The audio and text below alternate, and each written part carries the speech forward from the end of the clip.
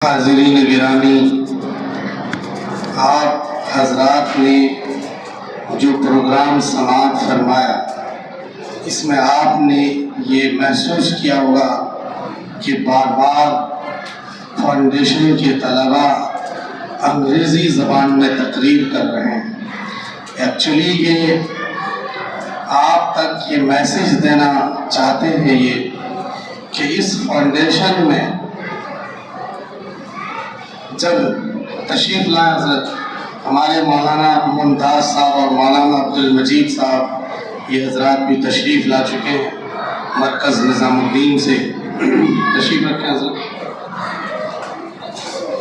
تو میں آپ حضرات کو مختصراً یہ بتانا چاہتا ہوں کہ آج سے 8 سال پہلے جب اس مسجد میں ہم نے پروگرامنگ شروع کی تو اس میں ہمارے محسن اور ہر دل عزیز رہنما ہمارے حاجی محمد یوسف صاحب حفظہ اللہ، انہوں نے ہمارا ساتھ دیا، اور میں اس وقت یہ فیل کر رہا تھا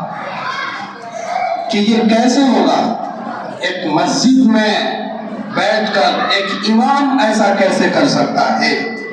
جبکہ امام عام طور پر حالات ایسے نہیں ہوتے۔ بہرحال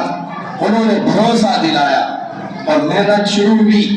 اور صرف بھروسہ ہی نہیں دلایا، اپنا ایک فرزند ارجمند بھی ہمیں دیا کہ اس بچے سے آپ شروع کریں، اور پھر یہ محنت شروع ہوئی۔ آج اللہ کے فضل و کرم سے فاؤنڈیشن میں 10 اساتذہ کام کرتے ہیں، 10 علماء اور حفاظ کام کرتے ہیں، اور یہاں 300 طلبہ زیر تعلیم ہیں، تقریباً 250 طلبہ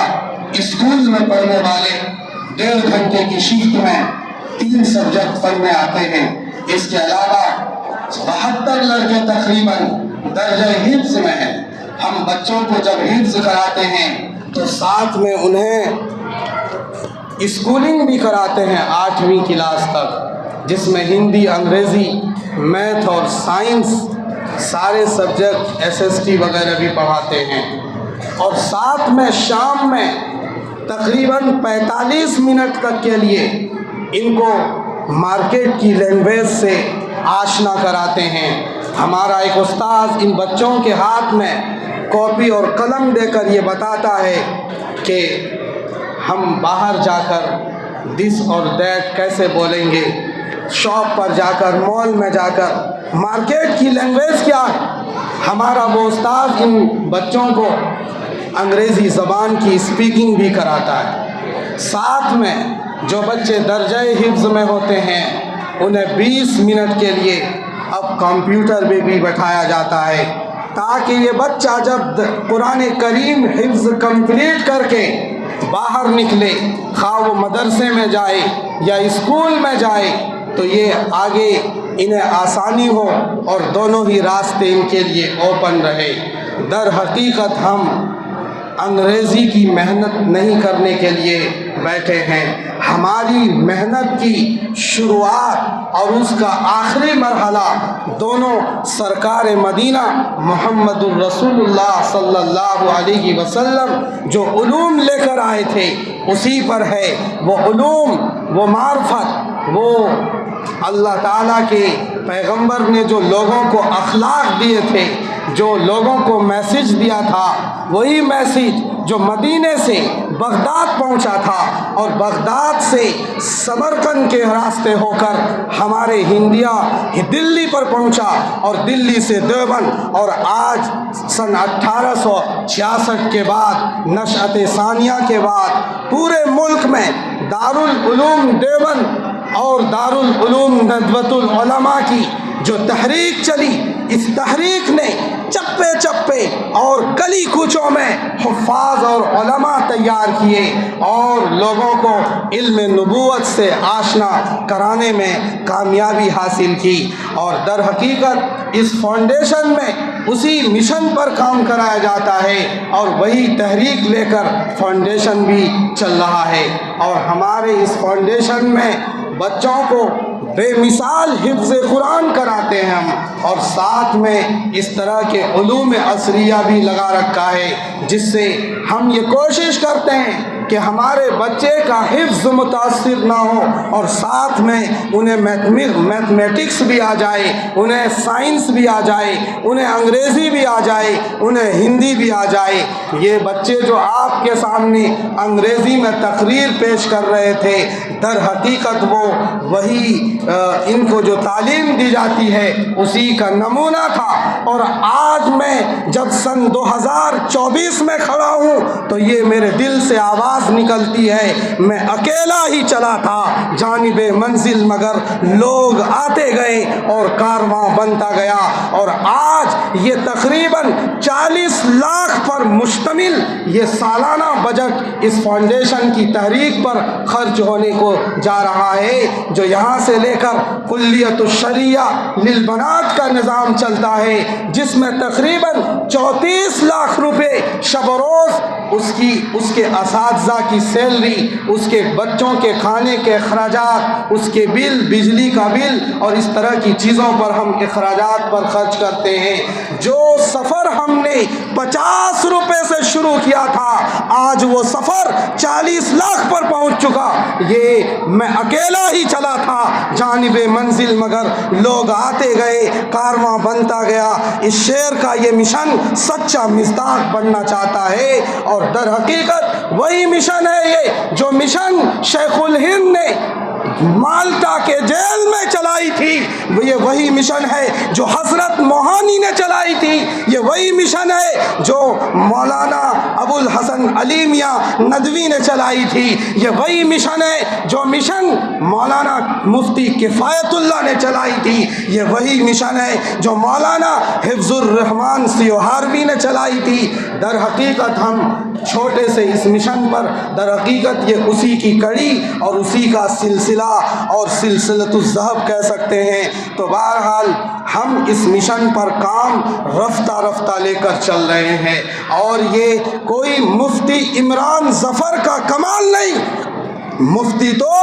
ہر مسجد کے محراب میں موجود ہے، ہر مسجد کے محراب میں موجود ہے۔ یہ کمال اس ایچ بلاک کی انتظامیہ کا ہے، یہاں کے لوگوں کا ہے، جن کے سر یہ سارا صحرا جاتا ہے، جنہوں نے شانہ بشانہ کھڑے ہو کر، جنہوں نے کندھے سے کندھا ملا کر ہمارا ساتھ دیا اور یہ مشن یہاں تک پہنچا۔ بہرحال عزیزم محمد علی ابن جناب محمد رفیق قریشی، ابھی آپ کو تبرک بھی دیا جائے گا، اور آج انہوں نے آپ کی عشائیہ کا بھی انتظام کیا ہے، کھانے کا بھی انتظام کیا ہے، اور آپ کے لیے مٹھائی، انہوں نے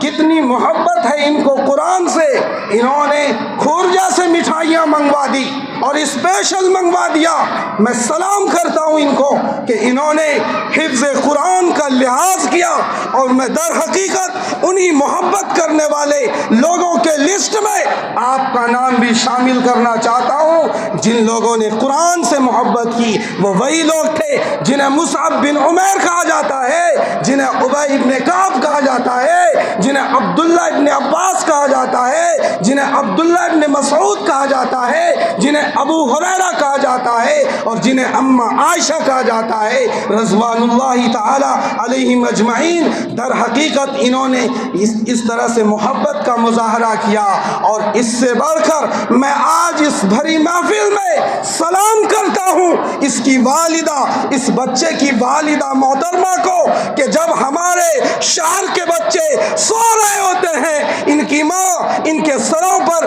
ہاتھ پھیرتی ہے کہ بیٹا اٹھ جا، تیرے مدرسے کا فاؤنڈیشن کا وقت ہو چکا ہے، بیٹا اٹھ اٹھ، تیرے استاذ کا فون آ رہا ہے، تیرے استاذ تمہیں بلا رہے ہیں، تو اٹھ۔ ہمارے ہماری مائیں جب اپنے بچوں کو تھپتھپا کر سلاتی ہے تو ہماری اس بچے کی ماں انہیں جگاتی تھی. یہ اس عورت کا کمال ہے جس عورت نے آج انہیں یہاں تک پہنچایا. اور آج میں بھری محفل میں انہیں سلام بھیجتا ہوں جس طرح جبریل عائشہ کو سلام بھیجتے تھے قرآن کی تقدیس میں, قرآن کی محبت میں, آج انہیں بھی اس کا سہرا جاتا ہے. اس عورت نے, اس خاتون نے اپنے بچے پر یہ محنت کی, اور در حقیقت جب بچے کامیاب ہوتے ہیں تو اس کے پیچھے اس کی ماؤں کی محنت ہوتی ہے. آپ دنیا کی تاریخ میں جب علماء, جب بڑے بڑے لوگوں کی ہسٹری اٹھا کر دیکھو گے تو اس میں آپ کو نمایاں طور پر یہ ملے گا کہ اس کے پیچھے اس کی والدہ محترمہ کا ہاتھ ہے. بہرحال اس بچے نے قرآن کریم مکمل کیا ہے. یہ فاؤنڈیشن کے لیے بھی گرو اور اعزاز کی بات ہے کہ ہم نے اس محلے کے بچے, کیونکہ ہماری تحریک کا اصلی مقصد علاقے کے بچوں کو, محلے کے بچوں کو, ان بچوں کو جنہیں یہ معلوم تھا کہ ہم قرآن نہیں پڑھ سکتے,